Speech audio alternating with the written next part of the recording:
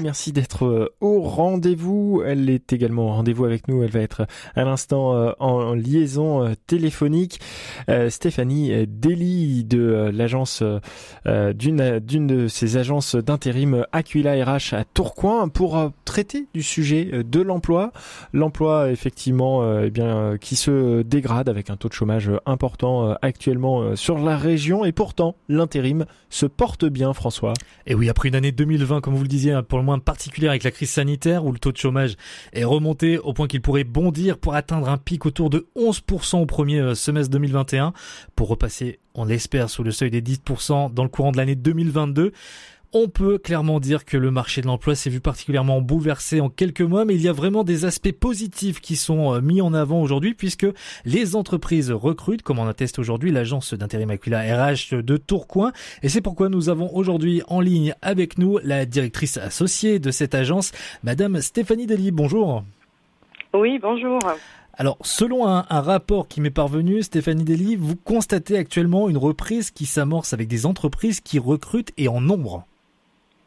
Oui, tout à fait. On a eu une année 2020, comme vous disiez, tout à fait particulière avec la crise sanitaire, puisqu'on a eu un démarrage janvier-février qui était plutôt de bon augure, dans la lignée de l'année 2019 qui a été très bonne. Et puis forcément mars, catastrophe, la crise sanitaire inédite pour nous, puisqu'on est passé là, on a eu une baisse en une journée de temps de quasiment 70% de notre effectif intérimaire, avec la fermeture, notamment dans le domaine du bâtiment et de l'industrie, puisque nous, on a continué à travailler uniquement avec les entreprises du secteur logistique. Par contre, à la fin du premier confinement, on a rapidement redémarré.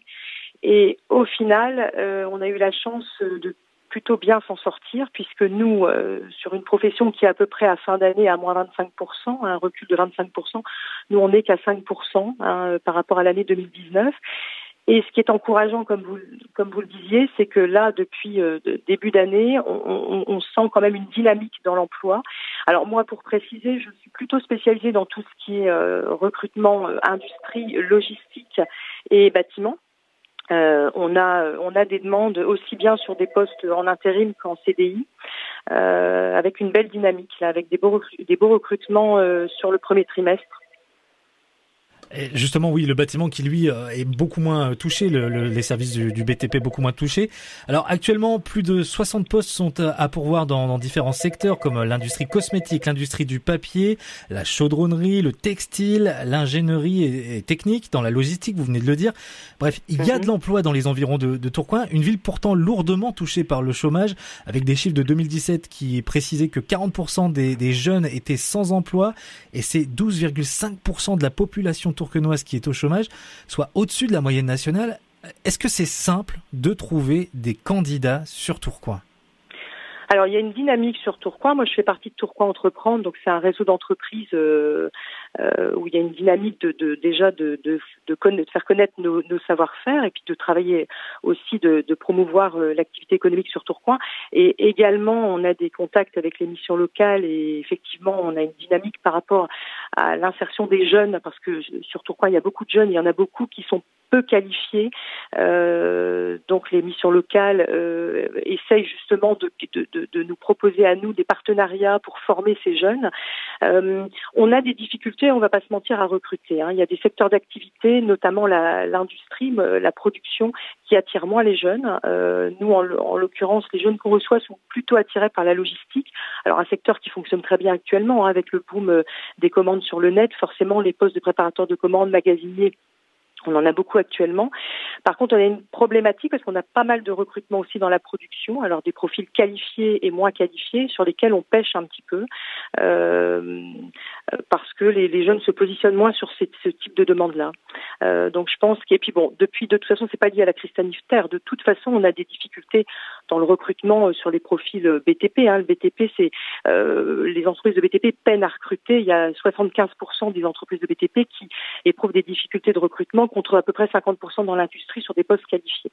Donc à nous, en agence, à nous adapter aussi et à essayer de trouver des solutions pour, j'ai envie de dire, ces problématiques de décalage entre l'offre et la demande. De nos jours, trouver un conducteur de ligne en industrie, c'est extrêmement difficile. Donc les solutions, c'est la formation, c'est la mise en avant des contrats d'apprentissage, c'est travailler en collaboration avec les partenaires de l'emploi du secteur et nos clients, connaître, identifier exactement les besoins et essayer de diriger ces jeunes vers ces secteurs qui recrutent. Alors Stéphanie Dely, vous êtes directrice associée de l'agence intérim Aquila RH à Tourcoing. En ce moment, comment se passent vos journées? Parce que vous l'avez dit, oui, il y a du recrutement, notamment pour les secteurs de la logistique. Mais est-ce que vous pouvez encore, comme on le fait habituellement dans une agence d'intérim, recevoir les candidats, les candidatures spontanées, les personnes qui passent la porte avec un CV à la main? Comment ça se passe? Comment est-ce que vous avez adapté, si c'est le cas, votre activité? Alors tout de suite, au premier confinement, il y a eu une continuité de l'activité, bien évidemment, donc différemment. On a travaillé en télétravail, on a proposé des solutions à nos intérimaires, donc de les recevoir, quelles que soient les demandes, par mail ou en visio, parce qu'on a continué les recrutements. Donc aujourd'hui, on ne reçoit plus de public en agence pour forcément limiter au maximum la transmission du virus. Par contre, les entretiens se déroulent par Skype ou par tout autre moyen en visio. Alors, je vous cache pas que les contacts nous manquent, parce que c'est vrai que quand vous êtes habitué à recevoir des candidats, c'est toujours plus facile de les recevoir en face à face. Les contacts sont un petit peu déshumanisés, mais bon, on n'a pas le choix. La crise sanitaire est là, donc on continue à recruter de cette manière-là. On l'explique à nos clients, on l'explique aussi à nos candidats, à nos intérimaires fidèles qui travaillent avec nous.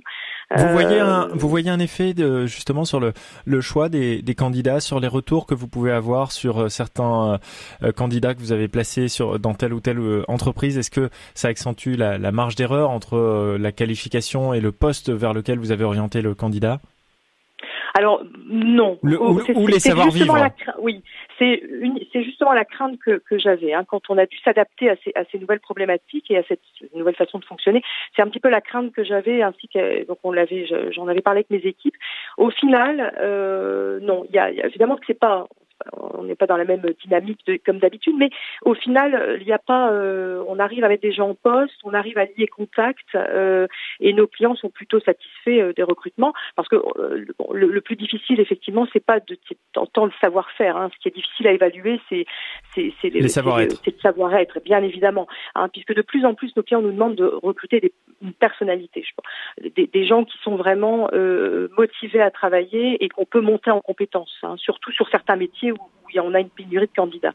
Donc voilà. Donc à ce niveau-là, je suis plutôt confiante. On a bien que les codes ont changé, parce que les codes ont changé depuis cette crise sanitaire, on a réussi à bien rebondir et les recrutements se font. Les gens sont placés en entreprise et les échanges se font. Ils sont plutôt fluides quand même. D'ailleurs, quels sont actuellement les genres de contrats que proposent les entreprises? Est-ce que c'est simplement des missions d'intérim, ou est-ce qu'il y a vraiment des opportunités d'embauche définitives avec vos annonces? Non, on a les deux. Alors en ce moment, vous parliez de la cosmétique, on a une société sur le territoire qui recrute beaucoup. On est en train de recruter pour eux six personnes pour des postes en CDI, sur de la conduite de ligne avec évolution possible, et des techniciens de maintenance. Donc vous voyez, ça fait quand même 8 postes en CDI. Ensuite, on a toujours, moi je fais à peu près travailler sur l'agence de Tourcoing, on a à peu près 150 collaborateurs intérimaires en poste. Alors sur des missions plus ou moins longues, ce qu'on voit quand même actuellement, c'est le manque de visibilité qu'ont les entreprises. Voilà, on n'est plus sur des contrats courts. C'est-à-dire qu'avant, on faisait des contrats d'un mois renouvelables. Là, on est plus sur des contrats plus courts, d'une semaine. Voilà, on voit vraiment un manque de visibilité et peut-être aussi une crainte, parce que vous savez, en mars l'année dernière, on s'est quand même retrouvé avec un planning de collaborateurs intérimaires à 150, et sur une journée, on est passé à 20, 30. Donc là, les sociétés sont prudentes quant à la durée des missions. Donc c'est moins de visibilité, mais par contre il y a une dynamique. On sent une dynamique, et moi je suis très confiante pour le printemps.